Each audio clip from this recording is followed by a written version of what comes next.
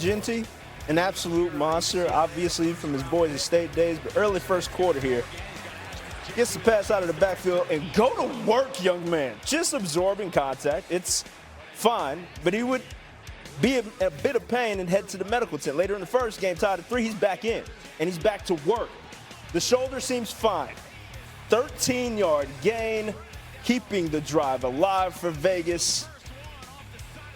The social media angle is always pristine.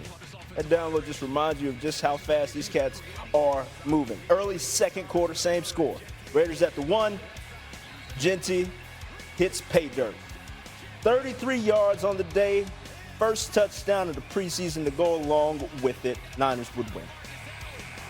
Louis Riddick is back. Look, we had a full Saturday of preseason action. After it's all said and done, so where we are now, who stood out to you the most today? Yeah, I think, Nicole, starting off with Ashton Jeanty out there in Las Vegas, you're starting to see a guy who really does fit into the culture of what they're looking for out there and what Pete Carroll wants, what offensive coordinator Chip Kelly wants, because he's just so physical. And you just see the runs. You just see how he's able to lower his pads on contact, get up to top speed, finish his runs with physicality. That's exactly what they're looking for out there in Las Vegas. And when you combine him with Geno Smith and his ability to really lead from the quarterback position and put the ball up in the air, I think the Vegas Raiders are going to be a formidable physical offense. And then keeping with that same theme with running backs, you move to New England. Travion Henderson, the second-round pick out of Ohio State. Friends and family here. Well, first off, I thought this was a really good, hard-fought game from start to finish, and we had some things that we needed to correct from the practice that we had, and we did. And played the running game very much more with impact than we did in the practice. The adjustments that the coaches made worked out well. The players were able to adapt just in a couple of days' time. And against a really formidable running team that loves to run the football, I thought we did that really well. It was a terrific game, back and forth the whole time. I liked that the first group, got down in the first 2 times they scored points. Geno did just fine. Jeanty looked tough as hell and had a couple really nice plays. Bounced back from a big hit. I don't know if the other guy did, but he did. And was impressive, I thought. We know Brock can do some stuff. He made a great play on a catch he made too, which was fun. So all in all, we got a lot better today and played a good solid game all the way through. 2 turnovers again, that's the ball game. We gave him the football back, and that's unfortunate. So nice job by Daniel today, kicking the ball too, knocking all those in. That was great. I know he'd hit the game winner if he had a shot, and so I think it was a good step forward.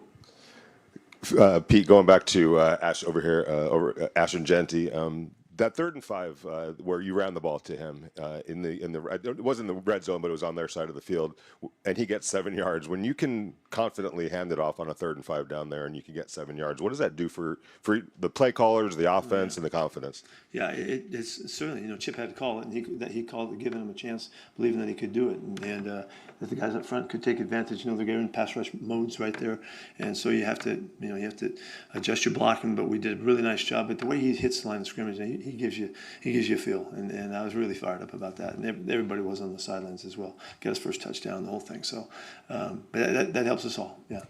Pete, could you please discuss your first string offensive line again? Just seems to be coming and gelling together, and just I know you haven't seen the film, but your quick assessment, sir. Yeah, we're seeing them in practice, make progress, and I thought they carried it to the game, which was great, and we were able to protect Geno and run the ball a little bit in the first half, and it felt like we had reason to be confident in that they're doing their job. I think Jordan Meredith has done a really good job, and I think that's way back, if you remember, that was the competition that we were really focused on to see how that would go, and I think he's really taken that thing over and done a fine job with it. JPJ is battling at the guard spot, and we know we got a real physical guy that's fired up and helps us out as well. So the moves, I think, were well chosen, and I think we're going to benefit from them. Right here, Pete, in the front. You guys rotate a lot of guys through on that defensive line. How do you feel about the depth of that group and what the first 2 units showed you today? Well, there's 2 ways to look at that. These guys they're really battling, and it is a battle that is not settled yet. And so I think Robbie did a really nice job of making sure that we get a lot of film on everybody and keep moving. I really don't have any conclusion for you on that. I don't want to at this point. I just want to keep them, getting the reps, and they'll do it again next week, and they'll make their pitch for what is the depth chart order and all that. We'll see what happens. But we like the guys. It's a good group. They're very active. They're athletic. They move well. They play hard, and so now we just need to see where we're going to zero in on it, and the competition goes on. Pete, you mentioned the turnovers, another interception for Aiden O'Connell. I mean, is that problematic to you at all, or it's three in 2 games? It wasn't a decision that he makes in practice. He made one there, and the guy was really covered well and threw the ball to him on the breakout, and that's not one that we see him do much, but it's unfortunate. Coach, back here at the back, I was just kind of wondering, these last 2 games have gone down to the last kick or whatever, some late game situations. How valuable is that in a preseason game as opposed to, say, a 28-3 win or whatever in these preseason games, just to have that kind of stuff? Yeah, I don't think there's any doubt how valuable those are. All of the situations and all of the times that we get to go back, reinforce the things that we've been teaching about situational football are happening. And we had a Mayday kick again. I haven't had one in 20 years. We had back-to-back weeks where we were ready to Mayday the field goal team on the field, run out there and kick it before the clock runs out. And we didn't have to today, but it's just really important. It's important to feel what it feels like to be in close games and to hang on to it. And the finished part of the game is something I take great pride in and have always about how you do it, and how you get it done and how you execute down the stretch. And so we have a mentality about it, and we're seeing it come to life, on both sides of the football. We have to execute and do right and outlast the team that you're playing and give credit to those guys. They did a nice job today. I reiterate, I know you haven't seen the film, but Caillou Blue just continues to stack good performances upon each day. Will you talk about his immersion, please?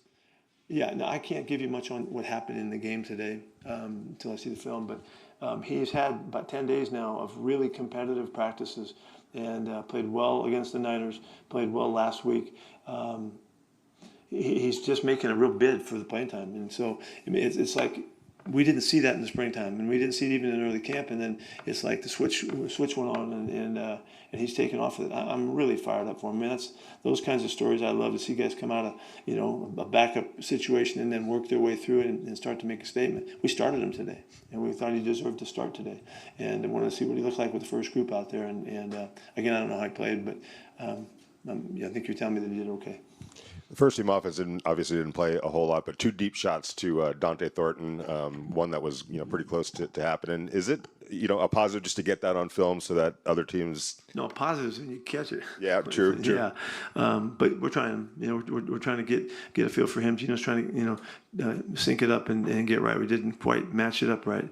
There's a couple things I have thoughts about that, but I want to see the film again. But we're trying to use him and see if he can come through for us. Okay.